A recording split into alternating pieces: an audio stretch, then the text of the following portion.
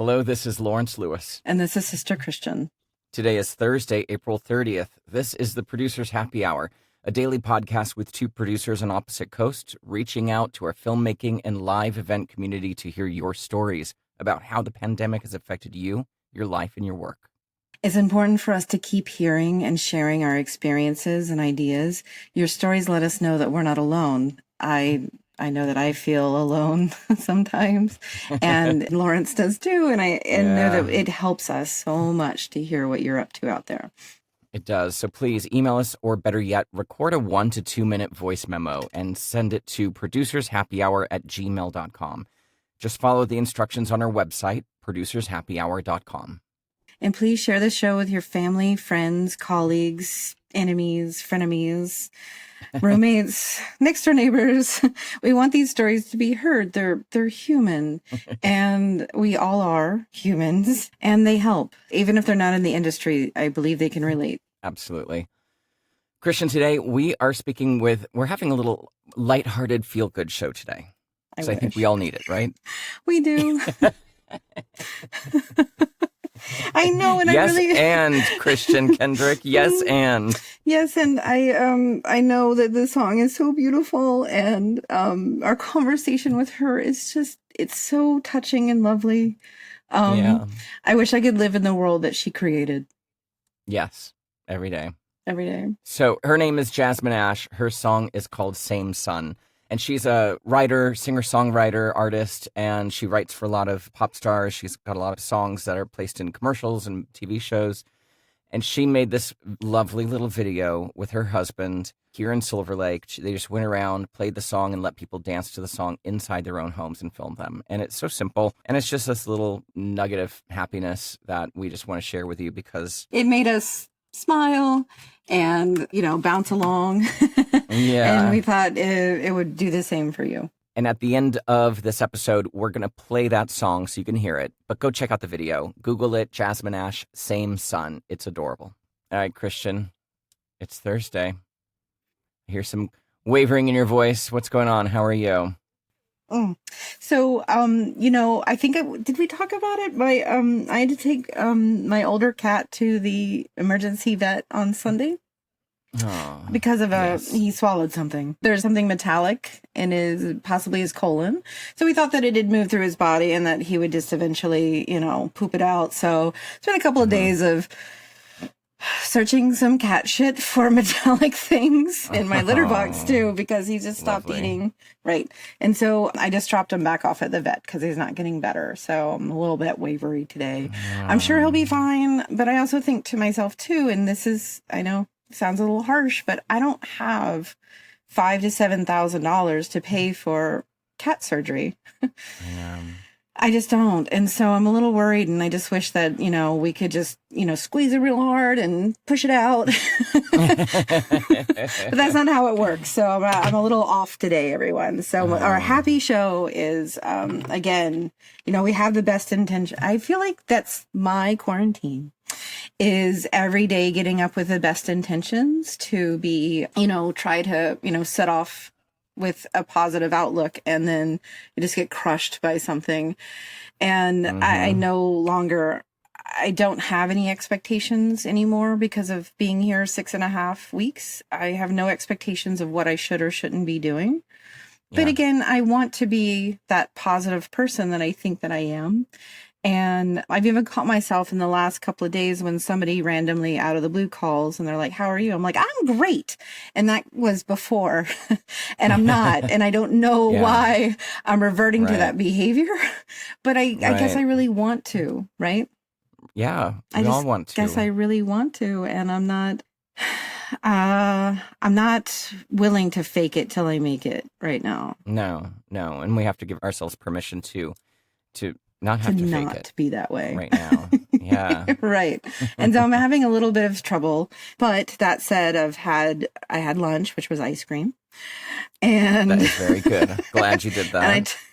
And I turned down the volume on the television and just kind of watched Governor Cuomo do his thing, but not listen to him. So I could imagine he was saying lovely things to me, which in turn, well, apparently we have partnered with Mayor Bloomberg and his money Right. to start fixing New York, which That's I'm exciting. excited about. How are you, Lawrence? Top that, bitch. Yeah, I can't top that. You stole the show there. No. I'm very sorry about your Oh. cat, and I know that's a really tough thing to go through, especially if it's a money thing and you can't afford the solution to make that little loving creature better. It's really hard. I've been through it, so my heart I goes out to mean, he's also 16. He's 16. you. He has lived Yeah. a fantastic life. He was a street cat. So, there's that. And as we discuss, and you guys will get it later, this little sneak peek, Jasmine has a dog, and the dog apparently suffers from a bit of, social anxiety. So the dog is like so fucking excited. And that's Sid had changed his behaviors to being at home, us being at home. Right. And so having that, and then not having that for the last, week or so has just been, it just got used to his routine that is not happening right now. So let's just all cross our fingers and send the good vibes. And hopefully it's just, medication, whatever. Yeah. So we'll see. Yes. We'll see. So again, Lawrence, how are you? I'm okay. I think I'm a bit numb right now, lost in all the different versions of the economy restarting, all the different versions of testing, all the different versions of film production gearing up. Right. Which after all of our conversations, I still don't know what it's going to look like. I can't imagine it happening. Like, people are talking. I think that they're just excited. They are. And I'm sure people are putting people on hold. I mean, The Voice is going back. They're starting to shoot again. The Voice. I think it is being done remote. Yeah, I think it's being done remotely, but... That's interesting. Yeah, so I'm interested to see what's happening. So they're gearing up. They're prepping right now. So yeah, I don't know. I just don't know what to think, and the responsibility on us producers to ensure the health and safety of the crew is a whole new set of responsibilities that make me very nervous. So that's all. Yeah, I agree with you, Lawrence. I'm nervous. I'm really nervous because I do think that there are talks of certain states, just like there are talks of certain countries throughout the world who are ready, quote unquote. But again, Wuhan, they opened up and now they're having the problems again. We're seeing Germany. We're seeing, in 10 days, I think that we should all just take a deep breath and wait 10 to 15 days to see how Georgia, Florida, Nevada, those places do, Texas. Yeah. Before we start, sending people out asking people or offering them money to go out and work, that money that they need. And it's, again, a privilege to wait. It's an absolute privilege to say, please wait. Mm-hmm. Yep. And we get that. Do you want to wait or do you want to die? Yeah. I really do feel like those are your choices right now because we don't know a ton. Right. Well, I had seen Anna Wintour, who is of Vogue, yes, having a conversation with Naomi Campbell about how, everyone just needs to slow their roll a minute, which I thought was very interesting. And again, it comes from a place of money. Yeah. And celebrity, it all comes from a place of money. Don't get me wrong. But I mean, they're just, telling fashion designers, quote unquote, to slow your roll because we're not ready yet. And I understand that this is everyone's livelihood. But again, it's time to, hopefully we're doing the work right now to rethink and restructure how we value ourselves and society and other humans. Yeah. Yeah. We have to take the time. There's still so much to learn, and our testing's not there yet. And that's, you can't measure testing. Something. Do we really need that? You can't measure something if you can't test it. So that is a big, is a big thing that needs to be solved before there really is true safety and going back to work. It seems that a lot of the motivation behind states opening up is to get people off of unemployment insurance. Yes. And so I saw a post I wanted to read about that. And so if you refuse to go back to work, then you will be denied your unemployment claims. And that's why Georgia and all these states are opening up early. And I think that's just diabolical because people obviously need to work, but they obviously need the unemployment, which again, I haven't seen any of yet. Have you, Lawrence? You have. Yes, you have. Yes, I got a little credit card for my first 2 weeks of unemployment. Do not use that. No, I need to work on just getting withdraw that. the money. Mm-hmm. Yeah, exactly. But I checked this morning. I've not gotten anything from the EIDL, PPP, or the stimulus check. Yeah. So none of that's happened, of course. And, I probably should be a little more proactive and be hunting that down, but it just feels like it's a little defeating. Right? I know it's interesting because I do feel eventually I will get it. I just need to be patient, but I also feel that anytime I call anywhere for anything, I cannot get through. So again, that's I guess if I had a family and I was dependent on that money to be able to feed them, I would be on it more. And again, and I'm not. Exactly. Yeah. So I'm using my savings instead. So here's that thing that I saw that was posted by a restaurant owner in Georgia, and this is what you were referring to, Christian. And this could apply to any city, so I'll read it as such. It's not a stupid move on the mayor-governor's part. It's very calculated. Here's the deal. Government officials mandate restaurants reopen, whether they reopen their dining rooms or not. They file for business interruption insurance. It doesn't go through since I'm allowed to operate at full capacity. My landlord can demand all their money since I'm allowed to operate fully. Furloughed staff that is collecting unemployment insurance have to come back to work or I have to let them go. Their unemployment insurance then goes on my tab, which I'm not sure how unemployment works in Georgia. Business owners don't pay the unemployment. They pay the fringes on your payroll. Right. So those fringes could go up.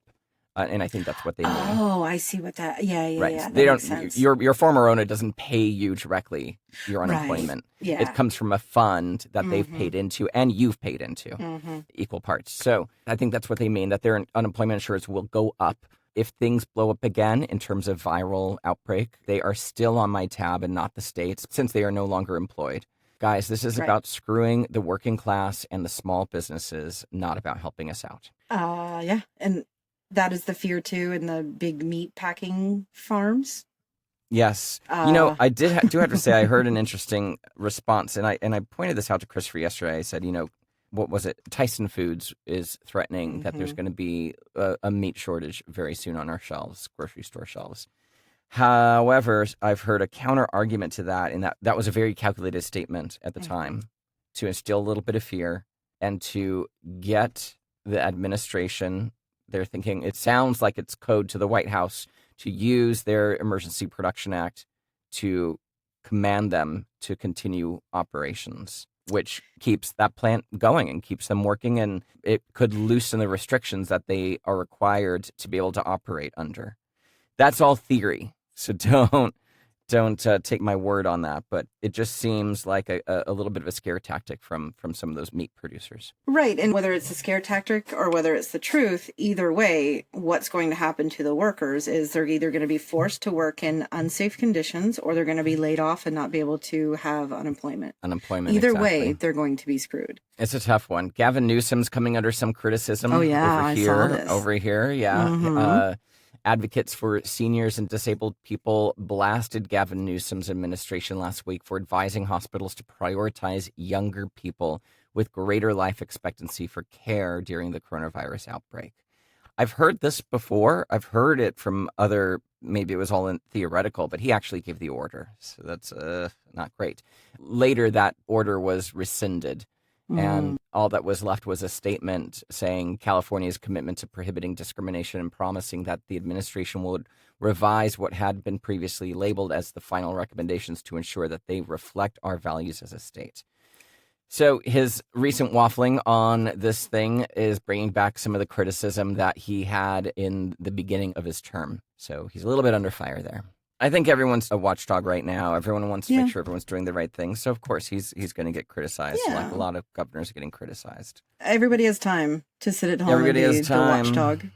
Yeah, very true. Just like, and just like Mayor de Blasio absolutely deserved everything that he got for tweeting about the Jewish community. I do think, though, that if he would have had, no defense of him whatsoever, I do think that if he would have taken a deep breath and thought for 5 more minutes before he sent it, he would have been okay, too. So we're all kind of heated right now, for sure. Yeah. One more thing before we get to our interview. I saw an article somebody wrote on Medium, Jim Cummings, who is a Sundance and South by Southwest winning filmmaker. He wrote this article called Hollywood versus the Virus. I think it's a little bit of an extreme view, but it is stating how we are not even close to be ready to set foot on set. Which we know. So it starts off with some facts. Coronavirus is extremely contagious, and the mortality rate is between 1% to 4%. Surviving the virus does not prevent the possibility of reinfection. Right. A vaccine or new medical treatment that would drastically limit the mortality rate would be the only ethical way to return to populated workspaces, such as ours, such as film production. Any ethical job sites would have to require every employee and person they engage with to be vaccinated or tested and quarantined on site. So if we're talking about people have to be quarantined for 2 weeks before they start even a commercial here in their hometown, what about the rest of their family? Yep. The fastest vaccine ever created was for the mumps in 1948, and it took 4 years to manufacture. The fastest projection of a vaccine being distributed to 300 million Americans is 2 years. Yes. So a lot of facts. And then he goes on to talk about how the fact that film sets are petri dishes. We use buffet-style dining. We work in spaces with shared air conditioning. And as we know, air conditioning helps spread the virus. And unlike a lot of industries, we require people to be jammed together to shoot something. And when you have a whole group together, we call them their set colds. They're set colds, right? Yeah. They go around. Yeah. We all get one. Especially on films. Ugh.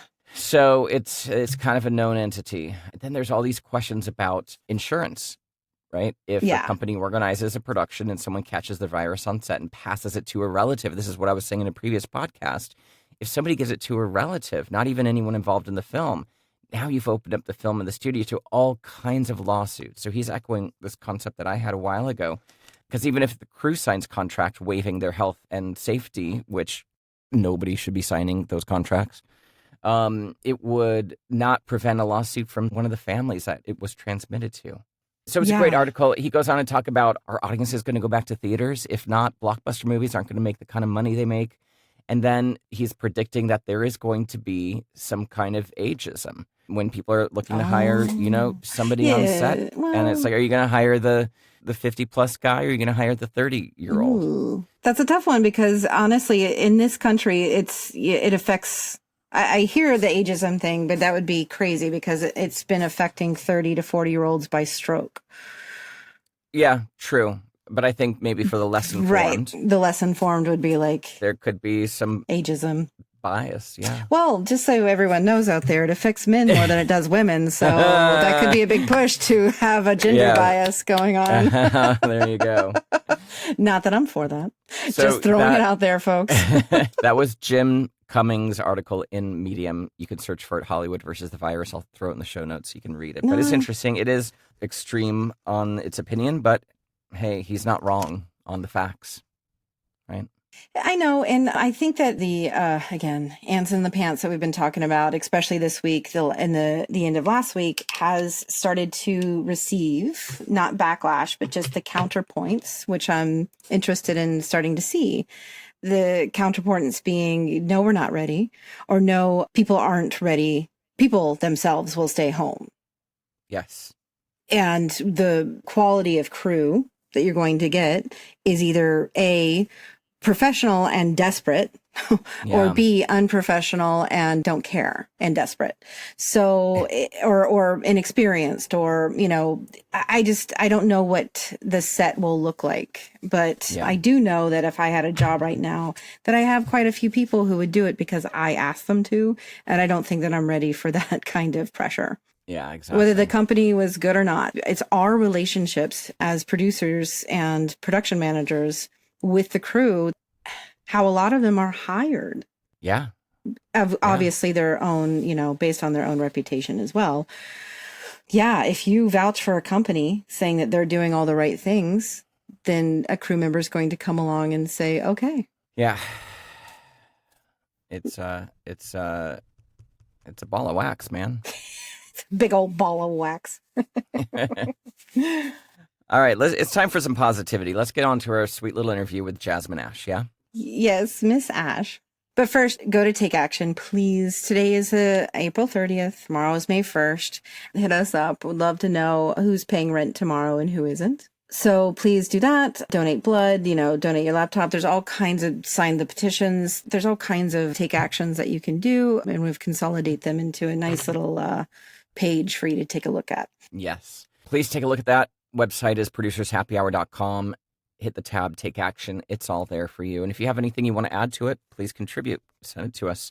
And if you want to be a part of our crew safety roundtables, which we're going to start doing next week, email us. We'd love to have your voice and represent your thoughts and your concerns. producershappyhour@gmail.com. All right.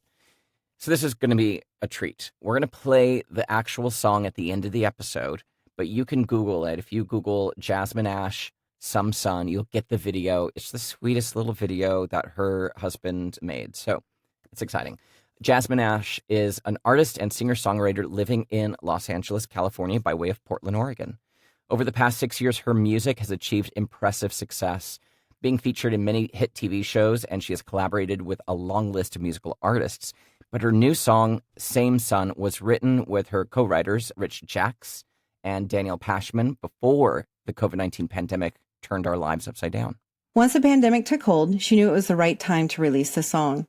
Then her and her filmmaker husband, Brendan Walter, reached out to her neighbors via the app Nextdoor to see if they would be willing to be filmed from the street as they danced in their own homes to her song. The result is a heartwarming slice of Silver Lake happiness that shows how our lives and neighborhoods are connecting in new ways. Let's take a listen. Hi, Jasmine. Thank you so much for joining us today. We really appreciate it. Thank you for having me. First things first, how are you doing? How is your family doing? Let's start there. We're good. Thank you. Fortunately, we're all very lucky. Everyone's healthy and quarantined, and albeit maybe a little bored sometimes. My parents, not us. My parents are like, I want to go outside. Don't do it. My in-laws keep sneaking to this. They're in their late 70s. They keep sneaking to the store, and we know they're doing it because we're like, did you go out today? And they're like, no. And then 10 minutes later, when I was out today, and it's like, what? Yeah. Whoops. Whoops.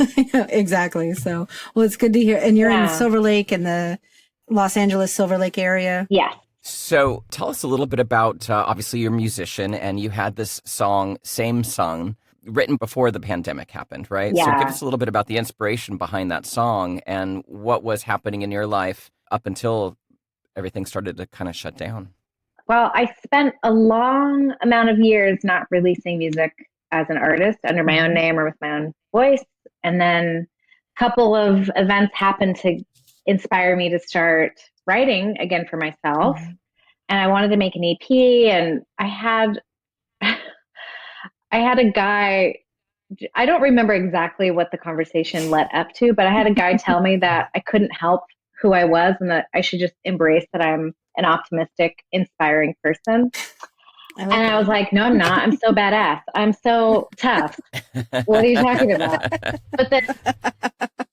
But then really it was like, yeah, I mean, I kind of tend to be an optimist and to want to write that kind of stuff for myself. So I made an EP, and that song was part of the EP, and I couldn't release it. I don't know. At the time I was just like, maybe it's kind of a fear thing, and I'm used to hiding behind other artists, and I don't know what if people don't like it? All the things that you think as an artist, all exactly. All the ups and downs that you have as an artist, and it just became sort of easier to not put it out and ignore it. And then the pandemic happened, and I was like, this is the song that people will need, or something, like just to kind of have a little bit of a breath of getting away from just kind of the dark reality that is a little bit our lives right now. And I said, screw it, let's put it out. I love that. Yeah. Exactly. What else so am the I video- literally doing? I have no kids. Yeah. I have Right. Yeah. Right. Well, so I get that part too. So the video is great. Thank By you. the way, it's fantastic. And I recognize, even though I'm in Brooklyn, I work in LA a ton. So I recognize some of the places too. They look very familiar, which is nice. Yeah. Yeah, it is nice. So how did that go down? So I decided I was going to put out the song, and my husband is a director and he's just like amazing, talented person where you meet him and he's good at everything and it's very annoying. One of those kind of people. Super annoying. And we had talked about a couple of different ideas for this particular song because I knew I wanted to release it at some point. We had these other ideas that were complex and might cost some money, and then the pandemic happened and it was not an option. None of that was an option anymore. And so I can't even remember if it was him or if it was me, but it was right before everyone kind of started needing to wear the mask. So 3 weeks ago, maybe. Yes. And we thought, why don't we try something? It's just me and you. Everyone's at home. Let's get them to walk around and dance and be authentic to this song. And I had no idea if anybody would respond. I put an ad out on Nextdoor. I reached out to some friends that I thought might be into it. A lot of people said no. Of course, a lot of people said no, but a lot of people said yes. Well, I think that they're doing their own, pandemic, right? Yes. Well, did you know the people, or they responded to your ad? About half of the people were strangers. I love that. And I mean, the response actually on Nextdoor was amazing. Another cool thing was when we were out, it's just me and my husband with his camera and on a tripod and just me in a mask. And we're and your dog. And your dog. And, Lewis can't be home alone, so he has to come everywhere. Okay. I bet he loves this non-separation anxiety that he's been feeling for 6 weeks. The time of his life. He is so stoked. So we had actually a couple of people from across the street who were like, "What are you guys doing?" And we were like, "We're making a music video. Do you want to be in it?" Yes. And so other people in the neighborhood, we ended up going to their house, getting their number and going to their house and doing the thing. Yeah, it was quite an emotional process for me. I didn't totally realize it until now or the few days ago where I was like, wow, that was really emotional because of the reality of seeing people in their home, obeying these quarantine laws and some of them feeling really stressed and scared and having these conversations with strangers like that. I'm so glad we did it. I'm so glad we did it. Yeah. I saw it on Facebook and, in one of the Los Feliz Silver Lake groups. And I've been in this neighborhood for a very long time. And it really warms my heart because it's a small slice of, I think, what's happening in a lot of neighborhoods all around the world, that our worlds had just instantly got very, very small. Yeah. And now, it's like, okay, now you're just looking around on your street and that this is our world now, is our little homes, our little street, our little neighborhood. And we're, hopefully concerned that everyone is doing well, looking out for each other in new ways, even if we don't even really know our neighbors. I know. Which, like you said, a lot of these came through Nextdoor, so you didn't know many of them. Yeah. But now, do you feel like your neighborhood has shifted in new and interesting ways? Or you? Oh man, it's so cool. I have a lot of these people's phone numbers now because I had to coordinate, scheduling. Your quarantine friends. Yeah. And I honestly too, I didn't know. You never know how people are going to respond when they see something they think is happening and they see it and it's a totally different thing. And I didn't know if anyone was going to write back and be like, don't put me on that. I didn't say yes to this, but just having people respond with, wow, I had a really hard day and that brought me so much joy and I'm going to share it with my mother and these people and it's going to bring them joy too. Having that connection without outside people that's not my immediate dog and husband is so important. It's been important for me to have that human connection that like I didn't know I would feel that way after just doing something that wasn't even that big of it was easy. It was really easy. It was 10 minutes at everybody's place, maybe 15 minutes, you know. That's the thing that's so cool about it is the simplicity of it. Yeah. And the simplicity is a daily simplicity that we walk by and ignore every day up until now. Yeah. Right? Yeah. And now we're just turning our eyes and focusing on it and looking at the beauty that is right in front of our faces every second. And what a silver lining. I mean, what a positive thing to come out of something that none of us could have ever anticipated. Yeah. An unprecedented time for every single human being just to have. And we're all feeling the same way. And we're all feeling the same way. We're all in the same similar circumstance that feels crazy. And, you know, I know that you say that it was something easy that you did. And it is simplistic, but it wasn't easy for you guys to like leave your house and to contact strangers and to do all those things. I think it takes a lot to make that happen. Yeah. Because you're not only relying on yourselves, you're relying on people that you don't know. Yeah. No, that's true. I think you did a lot. As a musician and as a performer, do you perform live or had you performed live? No, You're not a live performer. No. Okay. I hope never. All right. Actually. Come on. And I think, you're great. No, I was in a band and we played and we toured and we had great success and it was super fun, and then got into somehow writing for other artists. I mean, I know how. I just got a couple of songs cut by other artists and I was like, you can do that? That's so exciting. Right. So I've spent like the last 8 years writing for others, and just last year started putting out a couple of songs under my own name and with my own voice, and haven't played a show yet. I might. I've been threatening. I don't know. It makes me really nervous. That fear thing that has been a big part in why I haven't really pursued my own thing. Well, somehow, once the pandemic hit, the fear seemed to dissipate. Yeah. And allowed you to put yourself out and create this sweet, honest, emotional little video. And you put it out there to the world. So I think that fear has no basis. And I think you need to charm us all with your voice, because it's a lovely message. Oh, thank you. Yes. I appreciate that. Really is. Yes. So because of that, you know, the video brought us a little bit of hope and joy. And that's something, you know, we're two producers. We work in film production and commercial advertising and all that kind of stuff. And the future is murky. Yeah. The future is murky. For everyone. And so, you know, our show gets bogged down in a lot of unhappy details and the technicalities Anxiety. of what life looks like coming out of this. So for you as an artist, do you feel that this pandemic, this episode, changes your view as an artist and maybe shifts your creative lens in any way? Gosh, I mean, yeah. I mean, my daily life has totally changed. I spent 5 days a week in a studio with other people. Well, I mean, that's the way I make my money. You know, that's what I have built my career on. Yeah.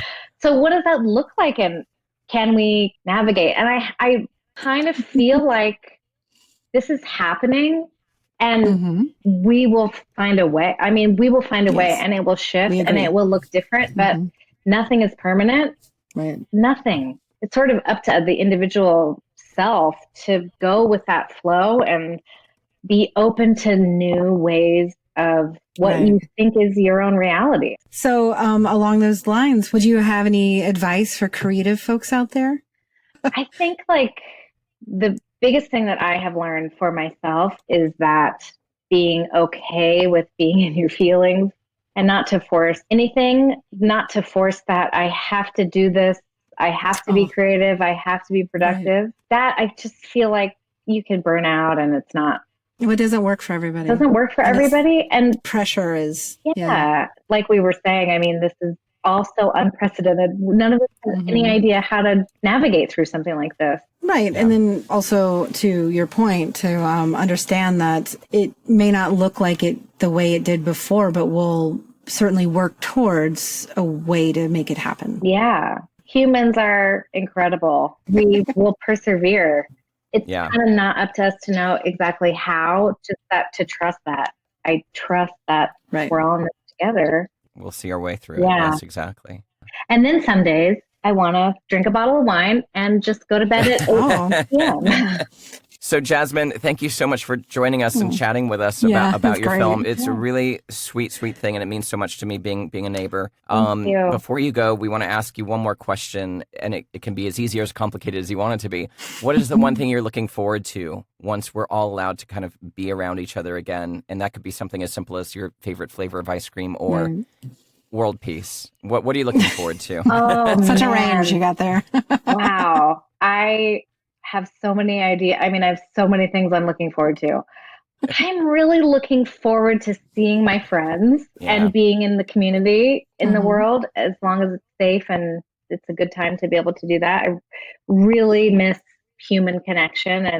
And I also am looking forward to hopefully sustaining sort of the kindness and generosity of strangers that I experienced with making this video. I mean, I hope that is here to stay. Yeah. So refreshing for sure, because even I will go so far as to say I even miss standing in line for a Silver Lake brunch. Yeah. I mean, It's kind of your favorite thing to do out there. you could just meet anybody, have a conversation with anybody. It's the greatest. Yeah. Exactly. Yeah. I know. It's going to be well worth the wait. Yes. Yes. We'll see. Well, thank you again for spending some time with us. You're so welcome. Thank you for thinking of me. This was a great chat. And thanks for putting out that song and that little piece of you out there to spray a little hope and happiness upon And optimism. That'll be the theme of our show. Thank you for that. Can't wait to listen. We appreciate it. You know, smiling through an entire interview hurts my cheeks. It was so good. But it's a good hurt. It's a good hurt. I know. It's so good. So everybody check out her video. Google it, Jasmine Ash. The song is called Same Sun. And it's really sweet. It's all shot in her neighborhood here in Silver Lake. And it's adorable. It just is a little good time feeling. It sure is. Yeah. And we all need that right now. We do. Yes. So, Lawrence, this show was edited by and co-produced by Rob Blumke. Yes, and the artwork and logo design by Christopher Daniels. And our unused but amazing music was composed by Kyle Buccia. Thanks for listening. Stay safe, stay connected, stay active, and please stay home. And grab your phone right now, clean it. Yes. Right now. It's gross. disgusting. I'm telling you, I'm judging you. And don't forget to wash your hands. Don't touch your face. And if you're going outside, respect everybody and wear a mask, please. And be sure to send us your emails, your voice recordings. If you want to be a part of the crew safety roundtables, hit us up, producershappyhour@gmail.com.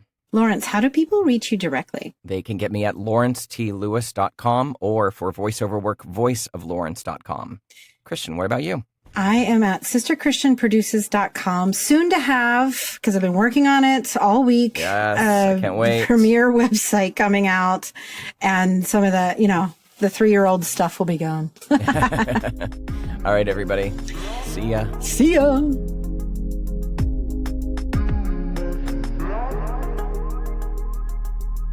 I can look at the sky and make up a story that tells who I am. I don't know where I'm going, but I can look back at the places I've been. It's a really big world, lots of stories to tell. Never know what you're feeling till you take the first step outside of yourself. No matter where I'm waking up, feeling the wind on my face. Taking a moment, remembering I took a run in this race. Don't worry now, there's nothing wrong. You're always right where you belong. Everyone wants love, we're all the same. You're not the only one. We're walking under the same sun. We're walking under the same sun. When you look from afar, your dreams and the days start to blend. If every moment you start, it changes the way that it ends. Everywhere in the world, all the things that I've seen, all the billions of people are living their lives like they want them to be. Don't worry now.